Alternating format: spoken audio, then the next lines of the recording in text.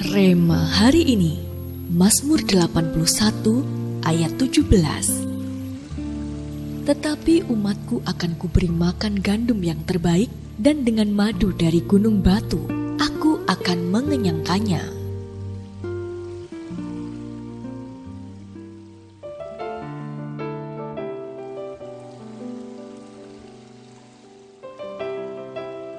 Kita semua pasti sangat familiar dengan kisah Yusuf. Bagaimana ia dijual oleh saudara-saudaranya sebagai budak di Mesir.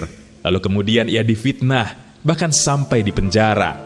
Masih ingat jugakah Anda bagaimana Yusuf pada akhirnya bisa keluar dari penjara? Ya, suatu hari Firaun bermimpi, tetapi di negeri itu tidak ada seorang pun yang dapat mengartikan mimpinya. Sampai juru minuman Firaun yang pernah satu penjara dengan Yusuf menceritakan tentangnya kepada Firaun, hingga ia dipanggil untuk mengartikan mimpinya. Karena ada hikmat dan kuasa Tuhan atas Yusuf, ia pun dapat mengartikan mimpi Firaun dan bahkan kemudian diangkat sebagai penguasa kedua di Mesir. Di bawah kekuasaannya, berdasar hikmat dari Tuhan, Yusuf mengumpulkan segala bahan makanan di 7 tahun kelimpahan, bahkan sampai tak terhitung jumlahnya. Setelah 7 tahun kelimpahan itu lewat dan 7 tahun kelaparan datang, di Mesir masih tetap ada roti untuk dimakan. Bahkan tidak hanya untuk rakyat Mesir saja, tetapi juga untuk orang-orang di sekitarnya. Demikianlah Yusuf dipakai Tuhan untuk memelihara orang banyak. Pernahkah Anda berpikir, mengapa Tuhan mengizinkan semua hal tak mengenakan dialami oleh Yusuf?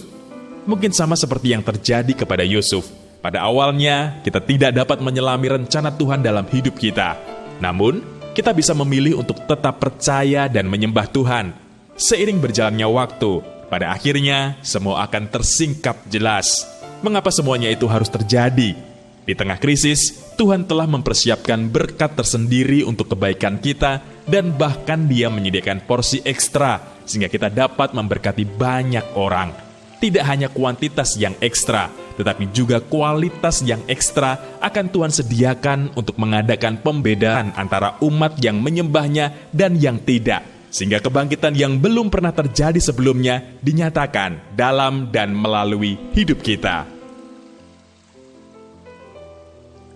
Tahukah Anda, apakah yang dimaksud dengan porsi ekstra? Menurut Anda, mengapa Tuhan memberikan porsi ekstra bagi umat-Nya? Kira-kira, bagaimanakah agar kita bisa mendapatkan porsi ekstra dari Tuhan?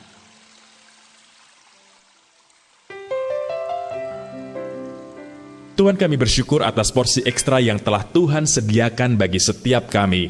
Kami pun rindu bisa mendapatkan pengurapan dan berkat yang double porsi dari-Mu. Kami mau Engkau pakai menjadi alat-Mu, sehingga pengurapan dan berkat double porsi yang kami terima tidak berhenti hanya sampai kami saja, melainkan kami bisa menjadi berkat juga bagi orang-orang di sekitar kami, sehingga biar nama-Mu sajalah yang dipermuliakan. Di dalam nama Tuhan Yesus, kami berdoa.